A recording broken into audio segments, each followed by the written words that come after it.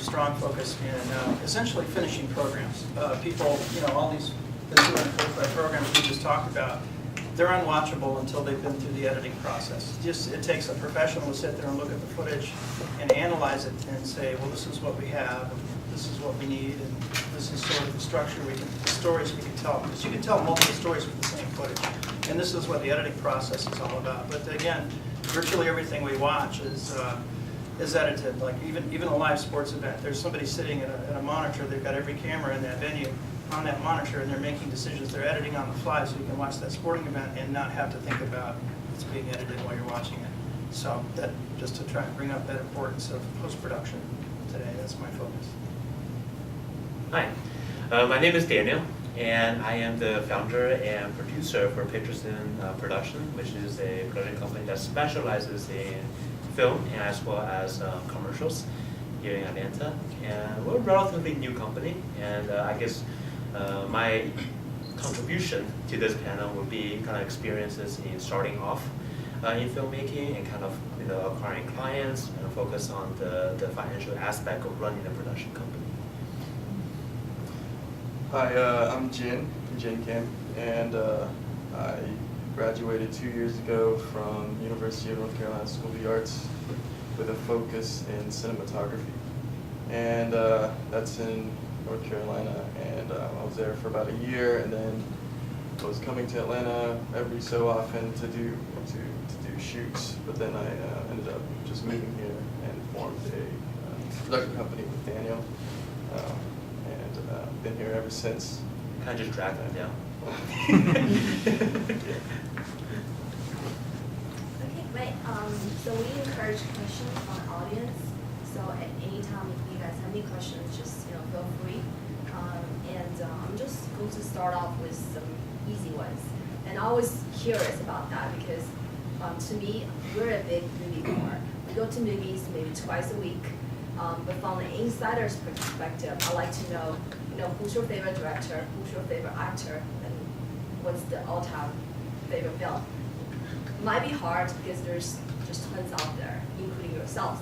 But just interesting to know, from an insider's perspective, what are your favorites? Yeah, I don't get a whole lot of time to watch stuff.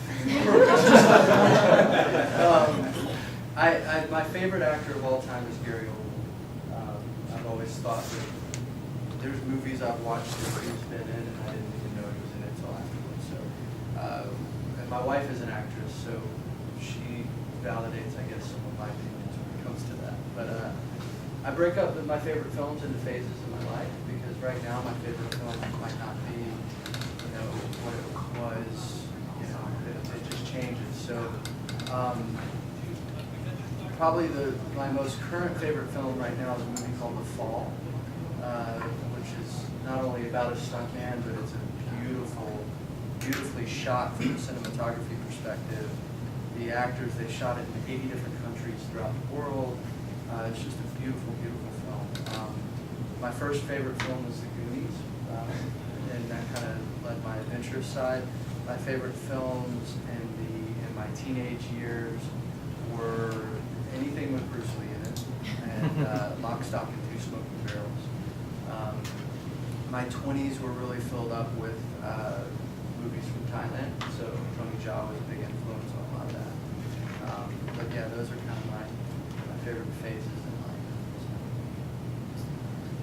Wow. Okay. Favorite actor? I'm going to go with Denzel Washington because he's a great actor, and we also went to the same college, so we have a connection. At least I like to think we do. He attended Fordham University, and that's where I did my undergrad at. In terms of favorite films, I have two. One is Godfather, classic. You can't go wrong with that. And there's a film called Cooley High, which was kind of a coming of age film set in Chicago in the 60s, and just kind of followed a group of teenagers. And it was a very different time in America, and it was just really kind of cool the way that they, the things they did. So that was really kind of a good film. Favorite director? I don't know. That's a tough one. You can nominate yourself. I don't want to be that narcissistic, You know, I'm gonna go with, you know, I want to say Spike Lee. You know, some of his earlier work, really his earlier work. Some of his later work, it's okay, but his earlier work is very profound. I think his earlier films really dealt with issues that we as a nation don't necessarily like to deal with, and it's thought-provoking. So yeah, I'm gonna go with Spike. I'll start with the director, that would be Kevin Smith. And it's not so much what he did, it's how he did it. He started out doing Clerks with nothing. And it was friends, it was shooting in somebody else's store, and really creating out of his credit cards and his parents' basement, and turning that into the business, and showing that you don't have to have huge million-dollar productions in order to get your vision out to the world. I also like the fact that he did a lot of his stuff without talking. Any actor who can show up and be silent most of the time, there's something to be said for that. The films, I am much more, as you said, much more by the way you grew up. As a kid, it was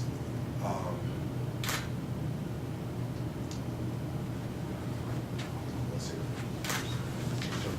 It was Butch Cassidy and the Sundance Kid, because it was an adventure film. And as I got older, it was Star Wars, because Star Wars was what I grew up with. It was the most different, amazing thing that anyone had seen at the time. And as an adult, it's been much more about what makes me happy and what I see as the pure escape of film. Something like, and it's going to sound really bad, but Toy Story 3, you can take your children to and just see wonder in their eyes and see them enjoy and not feel like you just wasted 2.5 hours of your life. That's great. Animation is awesome. I have two favorite actors. Well, one actor and one actress. My favorite actor, I would say, is Sean Connery, because it's like he created this image of like how a stylish gentleman could be in a James Bond movie, and which in fashion. He really influenced how the direction of fashion as well, and also for this actress, I would say is Audrey Hepburn. In her Breakfast at Tiffany's, this movie is also a revolutionary film as well. That little black dress figure, she really created something. Like revolutionized women's wear at that time, and I've like in the recent movies, I would say I like the movie It a lot. The movie It is really like I think it turned like the film as a human imagination into reality. Because, you know, since the 1980s, the first Stephen King novel, and then the 1990s, the first film, which I believe it's not as scary as the recent one. So I think that like this is how, you know, technology develops, and then how, you know, making this human imagination into real life. And I think like, yeah, I really love this movie. I didn't watch it before. Well, it just totally freaks me out. I think you hit the nail on the head there when you talked about bringing imagination to life. I mean, that's the entire entertainment industry, is imagining things that people want to see. I have, that said, I have some really odd tastes in film. They're very esoteric, but at the same time, you might share some of them. I like, for directors, I like the Coen brothers. I like, as crazy as he is, David Lynch. I like Terry Gilliam, things like that. I have probably a list of about 200 or 300 favorite movies, so I'll keep it really simple. Like, I could have hours-long discussions with my film critic friends about any one of them. But one I really like was, again, Terry Gilliam's 12 Monkeys. It's just so out there. And for years and years, I had these discussions, these little side discussions with my film friends about, they always thought that 12 Monkeys, Terry Gilliam's 12 Monkeys was a science fiction. I said, oh no, absolutely not, it's a love story. They're like, no, it's a science fiction. Time travel, it's about this and it's that. Look at all these gadgets and these. And it's like, yeah, okay, have your way. And then there was a documentary that came out a few years ago with Terry Gilliam. He had, the first time he tried to make, what was the Don Quixote? It failed. The production failed. And he just, I guess he recently just finished production on that. On the second try, yes.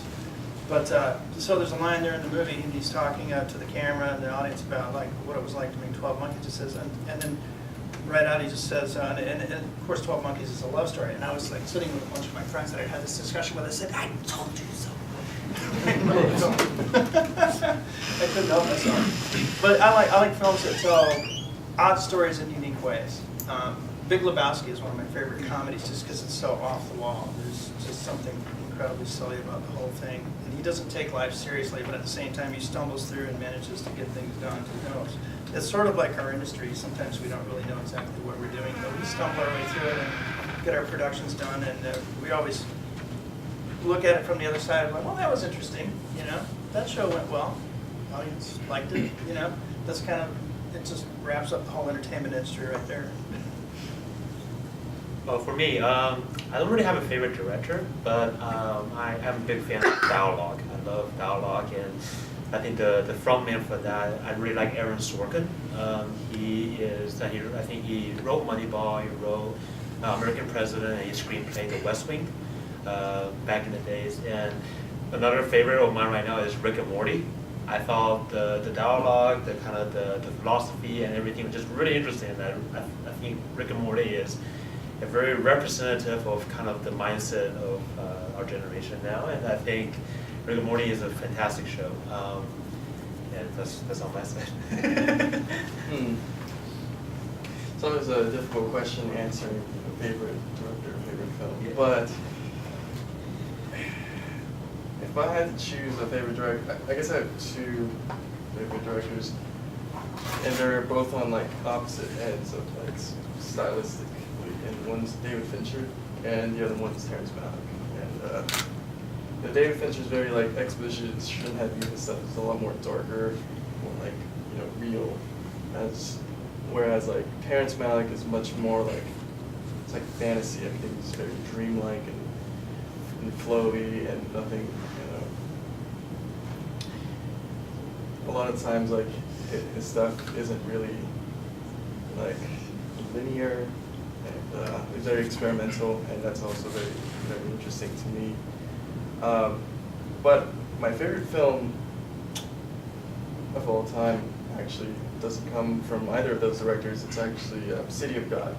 And the reason I love that film is because it is an epic journey, I guess, as we follow one individual in slums of Rio de Janeiro, and there's like gang violence and poverty, but he's able to almost like escape that through his love for photography, which is something that I resonate with because I'm a cinematographer, and I kind of also see cinematography as a way to almost escape reality. So this is a surprise, but I'm actually going to ask the audience a question. The same thing that I just asked them. So any volunteers trying to make this engaging? Yes. You see, a land that become more and more important for movie production. You see, a lot of Asian people also very interested to involve in movie production. So can you tell your own story? How do you start your business? And if the Asian people want to start their own production work, how can they start? Give us some advice.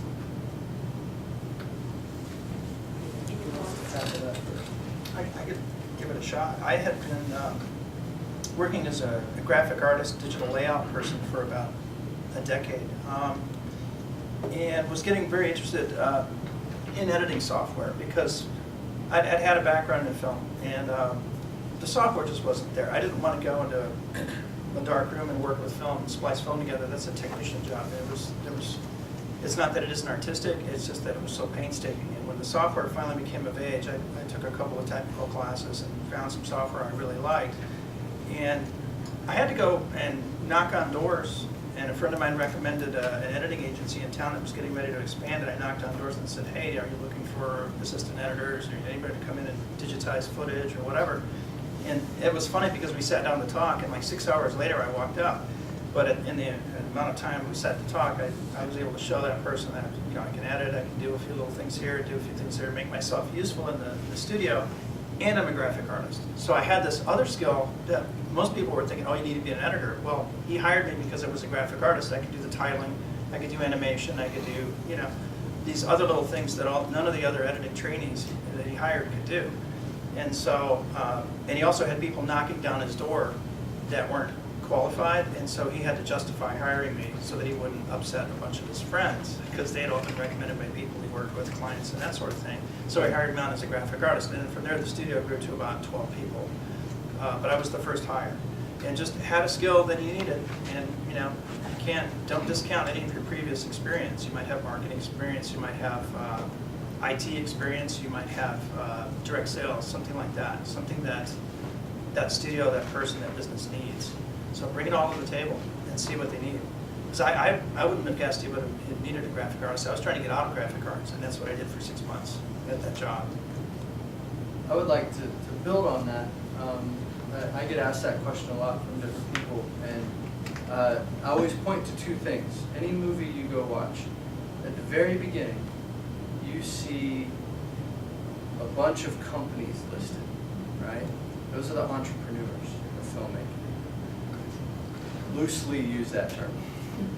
At the very end of the film, there's 200 to 300 people. If it's a cartoon, if it's Toy Story 3, there's 500 people's names listed.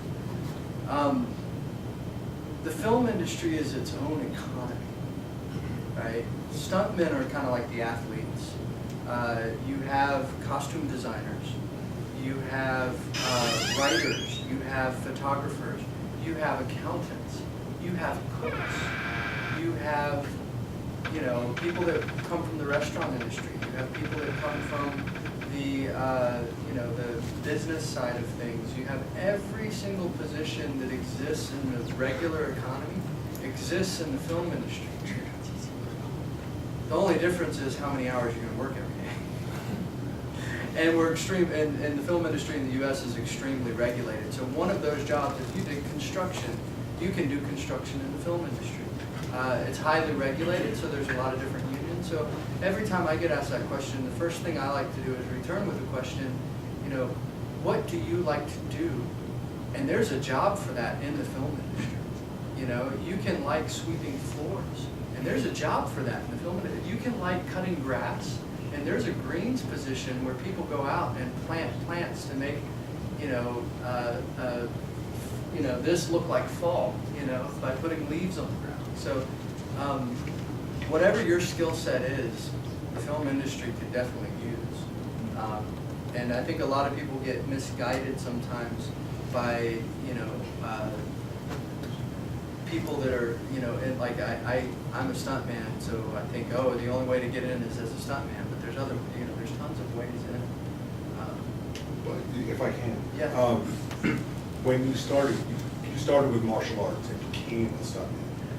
Yes, but I did more work also. I also did lighting at one point. Mhm. So, and I also worked at a TV studio at one point. And I also did PA work at one point. But yes, martial, Yeah. I knew where I wanted to go. Yeah, it's what I found. I came from theater. Theater was the passion that I had, and it led to other work. So it was finding the thing that you wanted to be really good at and that you wanted to excel, that you, so many people film, you sort of ended up there because you were really good at something else. And you ended up in film because they need the talent that you have, and that's what gets you where you want to go. It's much harder to sort of blank slate, oh, I want to do film. Well, what are you good at? I want to do film. No, it doesn't work that way. Yeah, piggybacking off of that idea, I definitely think film is a culmination of like all drugs and all the professions, and that is very relevant to how I got started as a filmmaker. In high school, I was interested in music production and producing music on the computer, electronic music, and that is like a linear way of expressing art, I guess, because it's time-based. And then I got into photography, which is moments of time, and then naturally, like, it just the idea of capturing footage and editing that into a timeline-based format just came naturally to me, and I got into filmmaking that way. And kind of piggyback off that, I think from a more traditional approach, there's always training programs.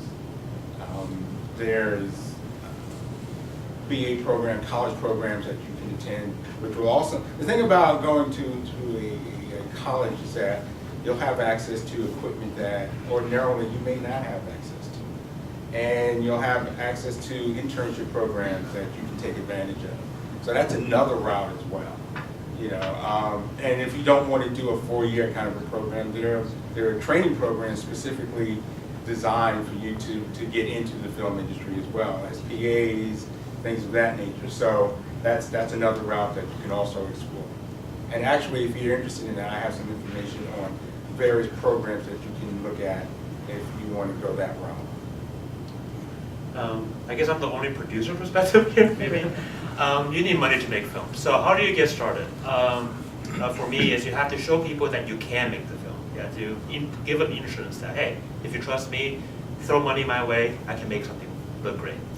And so coming out of college, I just sold everything, all my stocks, a lot of my, and took time off, and then we made a short film about this Asian American person. And then after that, you're kind of like a traveling salesman. You just try to sell to people with hopefully disposable income, and have a passion to kind of live a chance for the limelight. That hey, if you want to get into films, I'm your guy. I know the logistics. All you gotta do is give me money.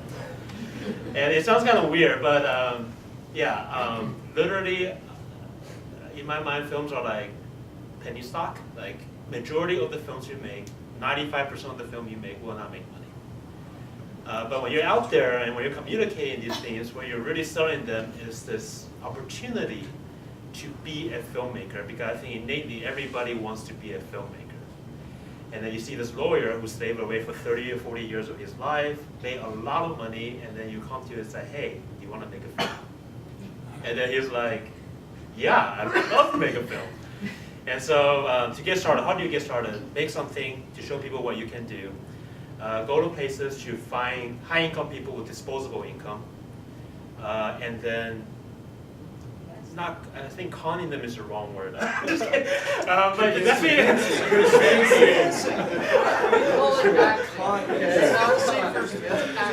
No, I'm just kidding. But you try to sell them a dream. You sell them that filmmaking is ultimately an expression of human nature, and a lot of people love that, and they're okay with throwing money that they don't necessarily have a place to spend whatever at these projects, and that is where I got started with visual studies. If anything is probably apparent, is that there's no single path. Yeah. Well, because like my background is fashion, and like just now you said, like even costume design is also part of the movie as well. It's like very true. Like Craig Green, he designed all these costumes for the movie Alien Covenant, and then also like for the new movie just released, Kingsman, The Golden Circle. like that movie you see is like similar to the 007, like James Bond-ish movie. But what is creative for them is that, you know, they brought this, like their costume, all these suits, like tailored suit and tie, you know, pocket square, shoes, glasses, all handmade. Like they brought all of these to our real life. So like right now you can go onto mrporter.com and you can purchase all these costumes. And these like suit and tie, they are like tailored for your size, you know. So like it's also how you combine film to people's daily life. It's not about like, you know, we just created this dream, like the movie, we created this dream. But also, I could be part of it. I can continue this movie's value by like purchasing, you know, their costume. And it's like something very interesting right now for Kinsman. And another way, and this is, I mean, there are so many non-traditional ways now. I mean, you want to make a film, make a film. You get a camera, you get a crew, you get some gear, and you make a film. What do you do with it? Well, you can put it online. You can start, social media, okay, is something that can definitely be exploited. And if you build enough of a fan base, then you go to an investor and say, hey, look, you know, I made a film, I got 100,000 people who liked it, you know, give me some more money, we can make a feature out of this. So that's another way where and the thing about the beauty of that is that you can make a film on your iPhone. Okay, I mean, there were films that have been in literally at Sundance, and they were made on your iPhone. So don't be inhibited by the technology. Like I don't have. Yeah, you have. The most important thing in making a film is your story. It is not the technology. Okay, if you have a compelling enough story, I don't care what you shoot it on, you will have an audience for it. So the most important is develop that. Get something that's compelling that people want to watch and say, wow. That they can connect with. That will make you a filmmaker. I don't care what kind of technology you have at your disposal. We've seen $100 million films fail. Why? Because the story was weak. Case in point. I mean, It wasn't my fault. you know, we've seen films made for $100,000 do well because it was a compelling story. Right, like the Blair Blair Witch. Witch Project, right? That was a low-budget film and then made a huge impact. And so I think they just had a small crew with a camera, and that's why the whole film was shaky the whole time because they couldn't really have professional equipment. But it's about the story, the innovation. So it was a successful example of how you can, you know, have a low budget yet be hugely successful. And if you couple that with social media, you build up, you know, if you have X amount of followers and you get your friends to like it and they like it, you can go from there. I see social media as a way to build up, say, maybe characters or some adjunct storylines that could literally feed into a feature project. Right. I think that's probably the biggest use of social media there. If you're going to try and prove that you've got a marketable character or a marketable idea, is start experimenting with those characters and those ideas in short format online and see what happens. Right, I mean, see if web- you get any web buzz in social series. media, see if you can get the hits. It's a very cheap and very democratic way of seeing what you've got. Just put it out there on social media. And there are ways to, again, you might even want to hire some help to get that. You know, there are folks that specialize in social media and how to get your message out there, whatever that message is. So. Did you have a question? Yes, I have a couple of questions. Yeah. My first question is, I heard the rumor that even though a lot of the filming happening in Atlanta, but the production work, post-production work, and some of the casting work still happening in LA. So is that true? Yeah, absolutely. And it's partly because some of the best casting agents in the world are in New York and LA. And that isn't going to change because that's where they live. They like it there. So how many- So, but we have great casting agents here in Atlanta, but it's at a different level. Again, you have great, you know, you got theater and film in both of those locations. And so they see anything and everybody. They don't represent anything and everybody, but then again, you know, if you're casting a $50 million film, you're going to probably go to London. Probably won't go to Shaker in Atlanta. Also a supply and demand issue. When I first joined the Screen Actors Guild in Atlanta, there were 20 working stuntmen, that's all they did for a living. They didn't have to supplement their income any other way. Now I think there's close to 300, and that still can't meet the demand for all the movies that are here. And that's just my department. And I will say, out of that 300, there's probably only 50 to 100 that are really talented and good at what they do. The other 200, it might be subjective, but so. The talented standards basically, some skills, right? Whereas in LA, there's 5,000 stunt people, and I would say Yeah. 2,000 of them are talented and good at what they do. And those 2,000 are working here, so. I think that's very important because a lot of us is not going to be actually in the film. I mean, we are showing the faces in the film, but we'll be participating in the whole production process. The more those kind of work will come to Atlanta, the more opportunities our local Atlanta people will have. So that's the end of my first question. The other question I had was following Daniel's comment about the investing into a film production. Is there a particular channel or platform where people, if I may not have millions, but if I have, some hundreds of thousands of dollars that, I have a passion in film, then I could go to see what's out there. And maybe we may not be the only investor or, producer in that film, but could be part of that. Is there a place where people can look to see what's available and considering the different investing opportunities? I have a quick answer. There's the major film VC firms are in LA and New York. Georgia just put together its first VC investment firm, and they kind of work like venture capital. They diversify so they might have a $30 million firm, but they're not going to invest in a 30 movie. They should, but they're not going to. They're going to invest in 30 $1 million movies. So the first one of those, I think, got set up in Atlanta this year. So just like with the acting and with everything else, it just takes time, and that's growing here.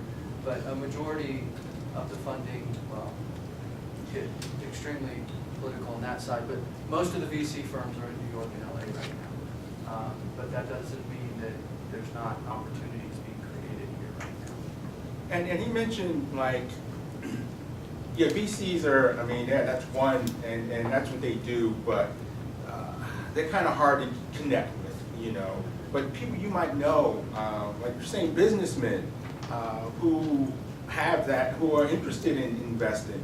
Now, we have to be honest, investing in films is risky. And they have to understand that. Whomever you approach, because of course you can't guarantee that they're going to make their money back. However, you have to put together a plan so that when they look at it and they read it, that, okay, it's a risk, but it's a calculated risk. But it might be doctors that or lawyers that or whomever, businessmen who are looking for opportunities. That and the thing is not to necessarily approach them and say, hey, look, I need $1 million. Okay, but if you say, hey, I need 50,000, and the toughest thing is always getting the first person to invest. Once you get that initial investor, it's a little bit easy. Short answer, this is from my experience. I don't know if it's ubiquitous, but generally speaking, there are a lot of production companies looking to throw parties and whatever to show people their proof of concept film. They're essentially they essentially try to attract film investors to these parties, and then they can show this is one scene from the film, or this is whatever, and then we have the capability to make this. Would you be interested in investing? And a lot of people are throwing these parties just so specifically for investors. But I think from my experience, there's a lot of bad content, I think personally, the number one step would be take your time and really get to know a producer that has a good track record, that somebody that has been in the industry, has created stuff that kind of align with your own vision of what it should be. Befriend them, get to know them on a personal level. We want to know you, trust me, we want to know you. We are very open. You're like, hey, you're interested in film? Yeah, give me a call, So I guess the short answer would be to do it right, to safeguard your investment. You have to yeah, you have to do some legwork to find the right crew or the right talent, like in the central producer to get it done. How do you do that? Ooh, it depends on how much time you have to become a friend. Yeah, I think going to these film events, these film networking events and things like that would be a good Festivals and stuff, that's what Yeah. Go to film Meetups, networking. festivals, Yeah, festivals, networking events, those will be the best way to do it. Yeah, and then once you find a person, and then you'd be like, well, how do I get involved? They'll be more than happy to tell you. Yeah, dirty little secret. Last year, I think there were 7,000 films submitted to the Atlanta Film Festival. Of those films, like 200 shorts, about 50 features. I mean, the number of films that actually ended up being distilled down to make up a festival is very small. It's very small compared to the number of films made.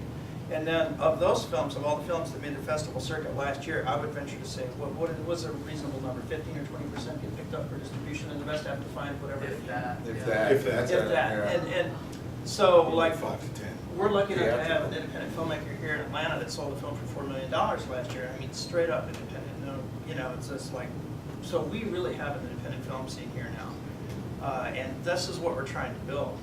But I'm with everybody here on this panel. Like, if I had, let's just say the money I would spend on startups or penny stocks or something. Let's say it's $200,000. I'd rather, you know, make a $200,000 film or a bunch of $20,000 films and try to find where's the talent in that pool of people, spread it across a number of you know, production companies and see who's really got the talent to step up to the next level.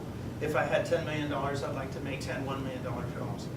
You know, that's the right mentality to have. If you only had, it's really getting, on the professional side, it's getting hard to make a $3 million film in this city at the professional level. So you're really looking for people that are just chomping at the bit to get to the next level. And out of those people, you're really looking for people that have the talent, and out of those people, you're really looking for people that can tell a story. So it's a really small portion of what's going on. And you just have to kind of, you know, you got to trust your judgment on it. I say, one thing, watch a lot of films. Watch a lot of the stuff that you would like to try and help produce. And that'll tell you when somebody comes along that actually has the skill to do that, and you're like, hey, this person really knows how to tell this type of story. Because, like, I know, you also have to know your limitations. Like, there's, you know, as a filmmaker, there's things you're good at and there's things you're not good at. I don't do action films. I mean, I could edit an action film, but I couldn't write one to save my life. So. I will say, I meet with a lot of entrepreneurs that aren't in the film industry, that are in other industries, and the economics of filmmaking is different than any other industry. For example, when I started my entertainment business program, the first teacher I had asked the classroom how many people studied film, and I was one of 3 people that raised my hand. He said, everything you're going to learn is going to apply to everybody except you. So, a really quick story to sum that up, because this is one that I use a lot with anybody that's looking at maybe getting into the world of filmmaking from a financial side. I knew a producer, he produces big movies now, directed like $200–300 million movies now. When he started off, he produced an independent film. Won't say where, won't say what, won't say who he is, but they financed it with mob money. So they went to the mafia, a loan shark, and got money to make their film. And they finished principal photography, and he was at his house a week later, and he got a knock at his door, and he went and answered the door, and these 2 really big guys are standing at the door saying, boss wants his money back, or, you know, we're going to hurt you. And he goes, whoa, take me to the boss. And takes him to the boss, and he's standing, he meets the boss and says, listen, kill me now, there's no way I'm going to be able to give you your money back. The movie's not even, it's in post-production, it's not even going to be in theaters for a year, and then after that, Loan Shark says, okay. A month later, knock at the door. Goes to the door, answers the door, it's 2 big guys, goes through the whole thing again. Happens again a month later. And he finally realized that the loan shark at first didn't understand, you know, he loaned somebody money to open a grocery store, and in a month, that grocery store starts making money. And that's what he's used to dealing with. And after a while, he realized this was just kind of the way of the mob boss saying, I'm watching you, and how's the movie going? You know? Right. There's no any other way to ask that. But that's a really good example for anybody that wants to get into filmmaking.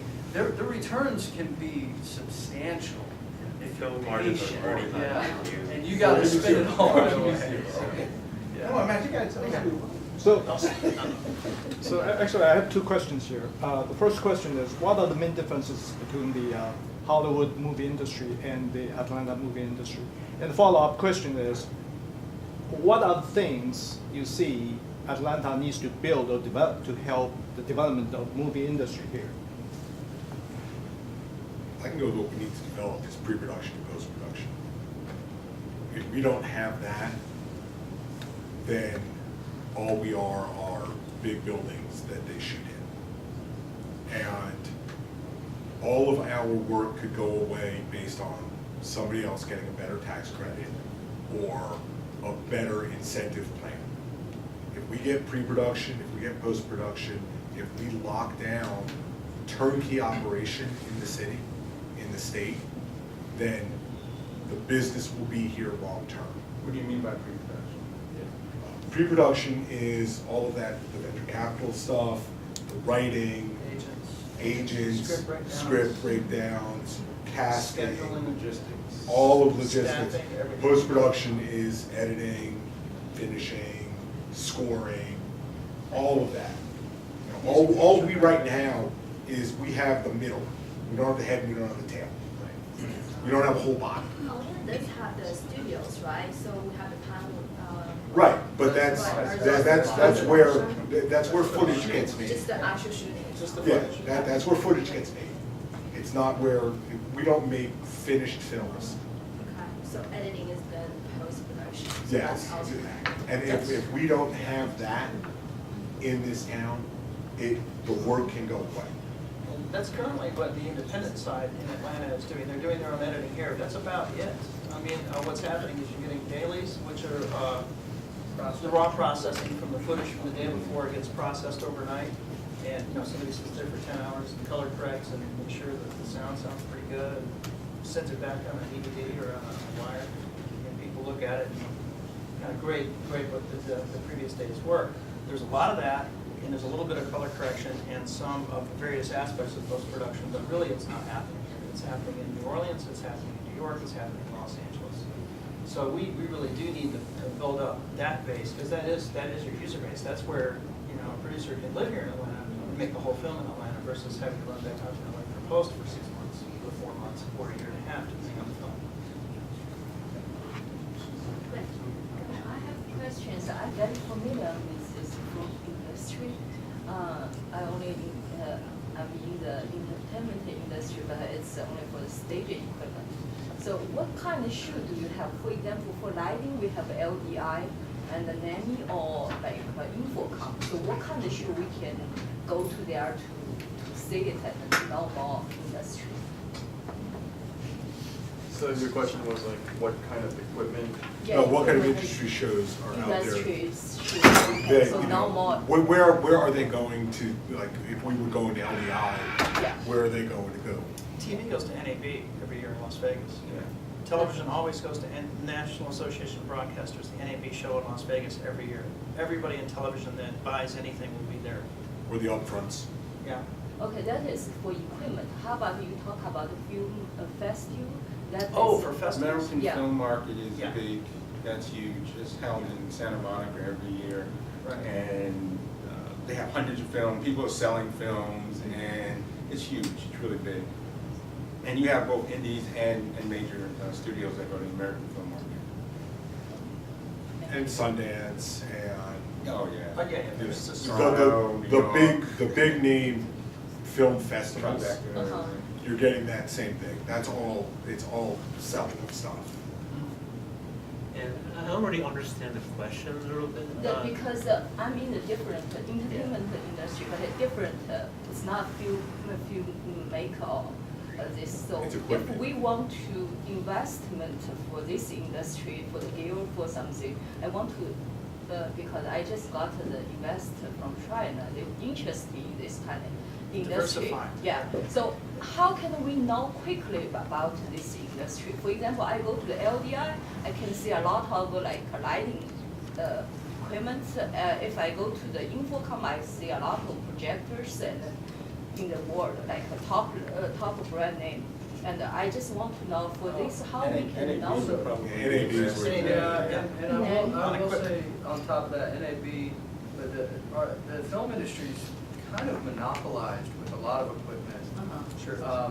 But tech shows, consumer tech shows, things like that are a good way to kind of see.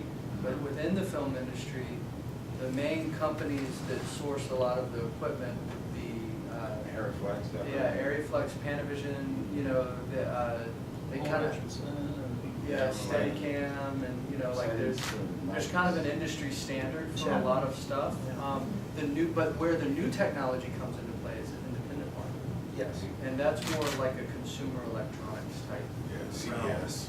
Yes. And that's where you get your startup and your disruptive technologies, where you can do 90% of something that used to take a $100,000 piece of gear, you can do it with a $10,000 piece of gear now, and the rental cost is 1/10 what it used to be. That's where your disruptive technologies come in. From my perspective, pretty much when he tells me I need XYZ equipment, I said, okay, I'll try to get you XYZ equipment. And he gets his information from forums and like ideas. Yeah, Magazines too. So And usually you buy the equipment or you rent the Well, we rent the equipment. What I would say is, if you have a brand, like I said, if you have a specific light equipment that you want to try to bring into the film industry, there's nothing more powerful than me telling my investor that this light was used in Star Wars, Digital Sputnik, for instance. So a potential way to get into the door is you can maybe pay companies that you know a feature film is coming through and be like, hey, use our equipment for free. I just want association of my equipment, my brand with your thing. And then he's probably going to send a DP, because I always want to save money, so I'm probably going to send a DP or whatever and be like, is this equipment, would it work? And they say yes, everybody's happy. You know what I mean? Reach out to independent filmmakers, and then if the film does really, really well, all of a sudden your brand is carried by the film, and then all the producers everywhere can be like, we should check out this brand because they are featured in this, whatever. I don't know if that answers your question, but that's probably how I would think about The film festivals, I think, would also be good. Like next month, Tribeca, which is in New York, is like a really popular, very well-known film festival. And I know they have like sponsors. You can become a sponsor, you know, and showcase your equipment, you know. And that's in New York. It gets big media play, and it's, Robert De Niro's affiliated with it. So, you know, places like that, film festivals like that, would really give your product big exposure, potentially. New York is a great mixed, mature market, so you'll hit everybody. Yeah, I mean, You'll hit everybody. Tribeca is. But even the Atlanta Film Festival, you could do the same thing on a small scale, getting more bang for people who are up and coming, doing the same thing. Yeah, absolutely. Wait, I have a question in the back. Okay, thank you. Finally, it's my turn. Since we are in the meeting of Chinese Professional Association, so I want to ask a question about: have you ever, cooperate with any business from Chinese film industry? And what your position? What are your perspective about Chinese film industry? And what do you think there's any opportunities? I'd love to start off with that, because that's my jam right there. I actually worked on a Chinese-American co-production earlier this year called Bleed. It was really interesting. It hasn't come out yet. It had the male and female lead actors were both from China. I can find their name maybe afterwards. There's an actress in China named Fan. Y'all know who she is? I'm not sure. She's like the #3 actress in the world. Oh, really? And nobody in the U.S. knows who she is. Yeah. So, China, that wasn't years. so earlier when we went through our favorite films, I forgot to mention 2 of my favorites. And 3 films I like to point to as an example of global views on the dilemmas of making a movie that is co-produced between 2 countries. And obviously here we'll talk about China and America. We've also, there's been other countries that have teamed up to try to do this. The first movie is Way of the Dragon with Bruce Lee. Phenomenal film that was shot in Italy. And I love in his cut of the film, there's a scene where he's being told, because he doesn't speak Italian. And he's trying to figure out how to interact in the country, and he's sitting on a bench with his cousin who brought him over, and they're talking, and she's telling him, you should always smile. And when somebody comes up to you, and if they nod at you or wink at you, you should nod and wink back. And this girl comes walking up, and she sits down on a bench. She starts nodding and winking at him, and he does my favorite smile, which is the Bruce Lee smile, which is a fake smile. It's this big, you know, he wants to hit everybody. And this girl gets the wrong impression from him, and it ends up in this funny situation later on in the movie. That film's a great example of cultural barriers between two countries. And Bruce Lee was very, very well aware of that. He struggled so hard to get into the American film market, and to some degree of success. After that, you have a movie like Rush Hour. And I think Rush Hour got it right, because what they did is they looked and they said, well, what do these two different cultures have in common? We both have crime, we both have police. Let's team up an American police officer and a Chinese police officer and put them together, and it's something that everybody can enjoy. You know, is vastly different as a lot of different countries are from each other. Jokes that we tell here may not work well in China and vice versa. You know, we all experience love, we all experience anger, we all experience, you know, these different emotions, and there's some of those that translate really well between two countries. What we're seeing now is that action translates really well between two countries, that we love this adrenaline-filled action because it doesn't need to be translated. You know, seeing a car ripping through a street or seeing a fight scene doesn't need any translation underneath it. And different cultures can appreciate that with each other. See, the film you just mentioned is an awesome example of that, because it works on other levels too. I mean, here you have Jackie Chan, who's a very physical comedy, right? And then you have Chris Tucker, who's very verbal, and so those work really well. You know, it works on several other levels, but it's just a really good example of a buddy film. Interesting you say action. I mean, what's the most popular, profitable franchise? Fast and the Furious. And that translates across the globe. But there was one film, Warrior 2? Warrior 2, yes. Yeah.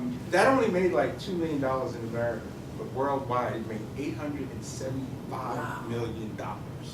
So clearly, there was markets, yeah. the international market is very viable, very profitable, and even if it doesn't do well here, which surprised people, it can do well around the world, clearly. And another one of my favorite films, one of my favorite directors from China is Stephen Chow, who did Shaolin Soccer. He also did The God of Cookery before that, Kung Fu Hustle, which I had to bootleg here to watch it before Disney released it here. And then I went and watched it when Disney released it, and they cut so much out. And I understood why, because, you know, for a lot of people to see an international movie, it's a way to have a window into another world that you may never get to experience. You know, and sometimes people like that awkwardness, things that don't quite make sense or don't translate well. Some people don't. So these big billion-dollar market films like Fast and Furious, they take one common element and they say, all right, we can sell this to the world. For example, a movie about the Civil War in the United States would not work anywhere else in the world because most of the world doesn't care about our history. But a movie about, you know, what's going on right now, Fast and Furious in action, every country would love to see that. So I really think that's an interesting model to look at, because there's a lot, if you look back through history, there's a lot of success and there's a lot of failure too. And some of the failures, I think, are because they picked the wrong commonality that cultures have between each other and tried to make it into a movie, and just the other country just wasn't interested in it. Yeah, and I guess the short answer is I think China is going to lead the film industry in 10 years. No, I mean, right now, I don't know, right? and that's specific, and that sounds kind of strange, but like Alibaba started to started to experiment with film, and their seed money, their initial investment is like 20% bigger than Paramount, like net worth, right? From my perspective, everyone is scrambling to get Chinese money and get Chinese involvement into film. AFI this is a surplus of Chinese student. China is trying to create studios in America and trying to allocate and then absorb Taiwan American talent in terms of creatives, all the way to actor, all the way to everything. They want to get into this industry, and because they also know that this is the voice of the people. They are able to reach people through film in a way that no other medium will be able to. So, is there an industry in China? Absolutely. In fact, I feel like they are the kind of the future of film. At least in my personal opinion, and I think a lot of people might object to that. What can we do to open up to collaborate better with China? I actually don't really know. I think maybe more awareness, or maybe Chinese government funding or supporting creatives to receive education and bring that talent back into China so they can create the films, with maybe Western techniques, but Eastern philosophies. Maybe that's the next step. I actually don't really know, but I can tell you for sure, in terms of financing, in terms of funding films, China is it.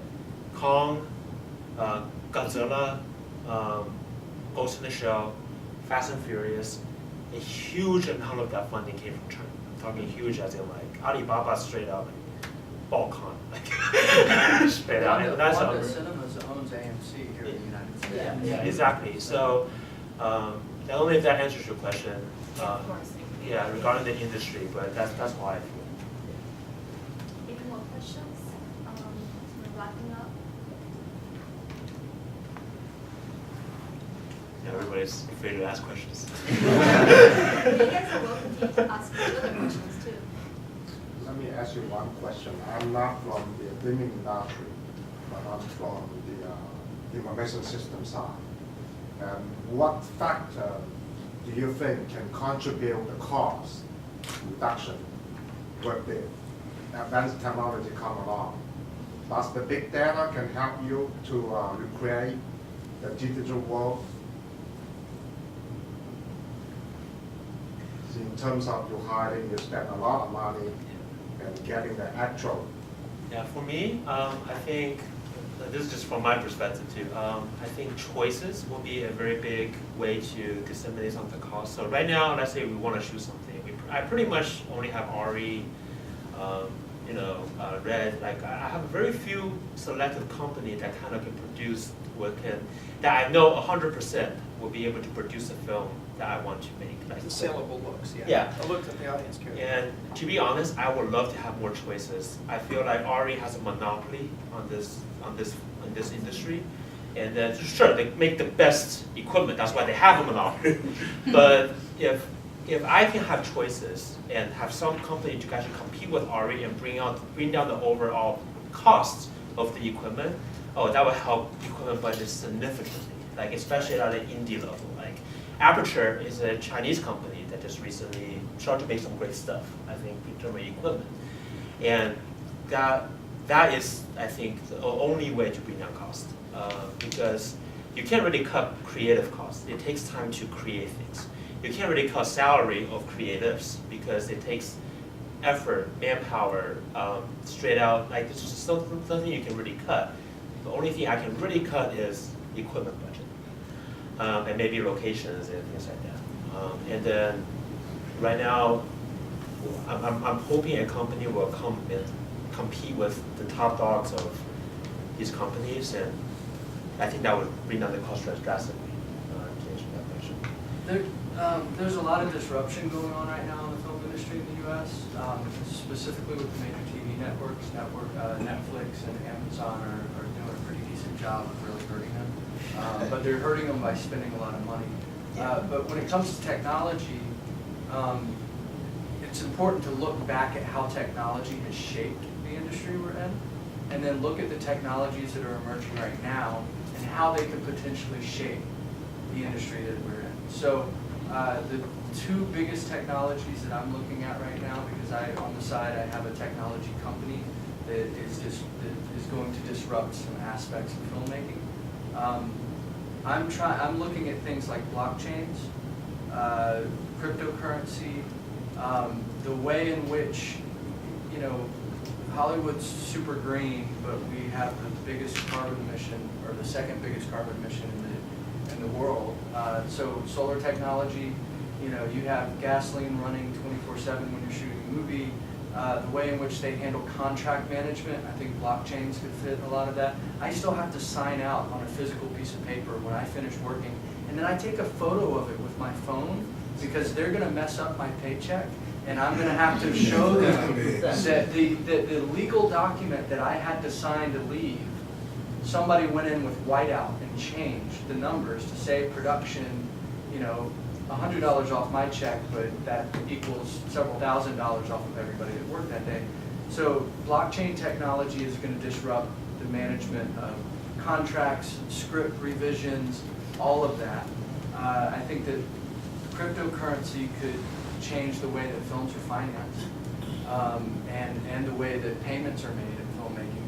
So you have to look back at how, for example, computers revolutionized filmmaking, or how animation revolutionized filmmaking, and then look forward and say, what are these emerging technologies right now in the world that are making changes, and what could that do to film industry? Somebody just came out with an app called Copy That, which is a way for people to find crew members for a movie, and it's just a social media app you have on your phone. And now you don't have to call a union office and say, are you available? You can just click that you're available on your phone, and somebody who's looking for people because they need an extra 30 people tomorrow on set can go, oh, there's 30 people here available. So look back, and then look now, and then think about how that can affect the future with technology. On the hardware side, I would say there's really 3 bottlenecks in production. There's optics, which are lenses. You're not going to, you know, even your iPhone has a lens. So lens technology, as that advances, and that's probably one of the slowest areas to advance. This is one of the reasons why Airflex has the monopoly. They have the best lenses in the world. So lenses is one of your bottlenecks. Storage, which it's a moving target with storage because storage keeps compressing and compressing, and we're getting more and more of it. Making storage more scalable and more usable, I think, is a bottleneck. And then capture devices. This is what we're really talking about, are capture devices. And people are looking to solve problems in our industry. A low cost, high quality, extremely reliable capture device would change all of that. And then we could wait on the lenses to, sure, there's only so much we can do with lenses, I think, because of the physical properties of glass. So really, I mean, we're looking for the ultimate capture device that everybody can afford that makes us all, you know, top-notch filmmakers. Yeah, but from an IT perspective, though, I think apps, a way for people to communicate and connect with each other, payroll. You know, I think those are a great example. I mean, I'm not at that scale, but I'm pretty sure that, you know, what a big blockbuster like $100 million film, when they have to shoot in different countries, different region, whatever, the exchange, currency exchange, is already 2-3% of someone's budget, and that could be quite a lot if your budget's in the millions. So I'm pretty sure if there's a company that is dedicated to providing IT services specific to entertainment industry, kind of the way insurance is. So we need insurance for everything we do, and there are insurance, entertainment industry specific insurance that do that. But right now there is no IT equivalent. And I think if there's a company that can come out and be like, we're entertainment friendly, we know exactly what you're looking for, and we know how to scale according to your production, that might be helpful. So if you're thinking about running a business, like trying to create a new IT system for film, that could be something you're looking into. But I don't know if that answers your question. One of the nice things about what you just mentioned is it's taking existing technology and all the resources are there, just using it a little differently. That's really probably where all the big innovations are going to happen in the next few years. Just taking what we already have and using it better. I know that's already happening in editing. Storage is sort of like, I remember having drives that were this big and they cost me $2,000 a piece, and I could replace them now with a little chip about that big that cost like 50 cents. That's the difference between when I started editing and what's happening right now. So storage is, we've kind of solved that problem, but there's all sorts of other areas. It's how do we utilize the things we already have, I think, is the biggest resource bottleneck. That's where most of the innovations are going to come. The hardware innovation takes a little longer because of materials and development. Just for fun, How much do you think a professional grade lens will cost? One piece. Prime? A prime? Prime, maybe just a prime. For the audience, I just want to, well, what is your guess? 20,000. 20,000. Okay, it's actually exactly 20,000. And generally for a shoe, you require five to eight different focal lengths for a prime. So automatically, you're looking at a production, you're already at $130,000. Not even having a camera, just a lens. And there's some lenses that cost $250,000. Yeah, exactly. And you I rent tell those. you, I'm very familiar with Oh, okay, yeah, this there you price go, there you because go. I sell Yeah. a lot of projectors. I know exactly that's how Yep, much it was. Exactly, yeah, projector lens is same thing. Yeah, And same Exactly. thing. then a tripod, just a tripod that can hold up the camera can cost $9,000 retail for a O'Connor. But give you example like you can get low cost.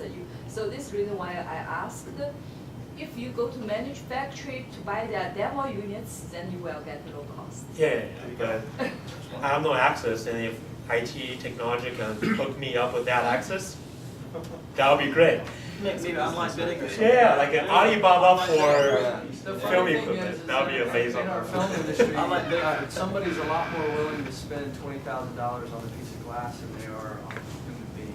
Yeah. That's the sad If part. the director says, I need that lens, they go, okay, I need this guy. One last question that we need to wrap Yeah. up.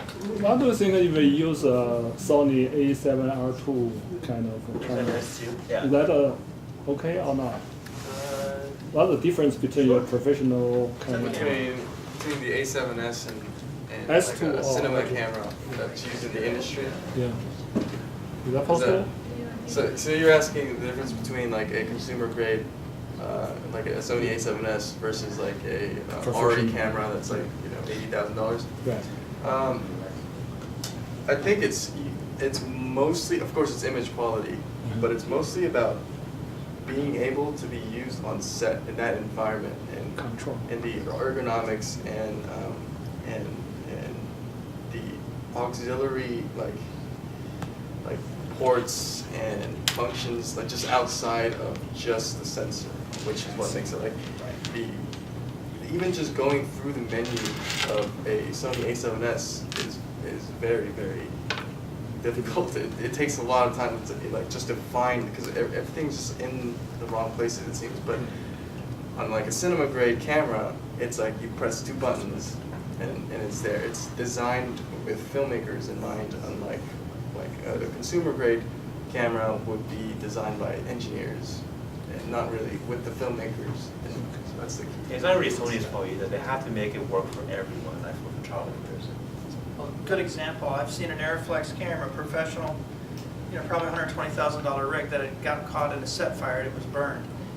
They were able to turn the camera on and confirm that it was working. You didn't want to shoot with it, it was a total wash. It was gone. It was an insurance claim, but they could turn the camera on and it was still functioning. And then that's something. Chart. Yeah. And that's something I look for desperately from a producer, because let's say you're spending $13,000 a day. That's your day rate. That's how much it costs you to run a day. And then Just for everyday shooting, you yeah, drop and then $13,000. an expensive camera will cost $1,200 a day to rent, right? That $1,200 would make sure when you press a red record button, it will record, no matter what condition it is in. And for me, like, will I spend an extra $50,000 to have that insurance? Oh yeah, that's a no-brainer, because you need that kind of insurance. You don't want to struggle with the equipment while everybody on set is just waiting for that to happen. And now the shoot gets delayed and everybody. Yeah, time is money. And another example, there's this thing called Noga arm, which is the thing that holds up a monitor on the camera.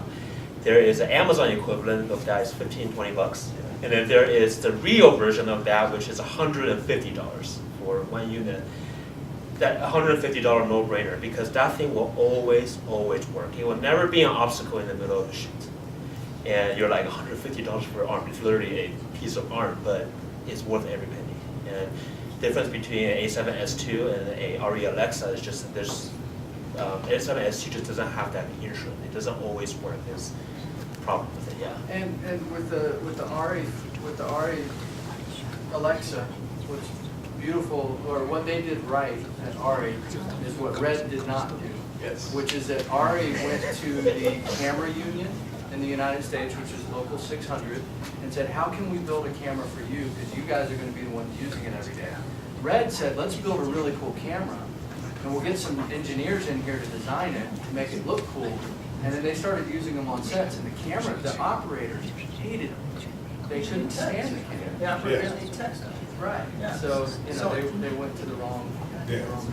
But perhaps the real question is, can you shoot a film at a very professional level with an A7S II? Absolutely. And we had a discussion regarding what is a camera really like, as a capture design. And so the short answer is yes, we can absolutely shoot a professional grade, professional looking footage on the A7S II.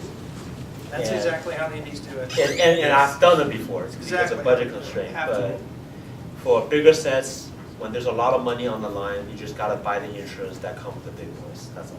Okay, well, we'll end on this technical note, and so everyone give a big round of applause.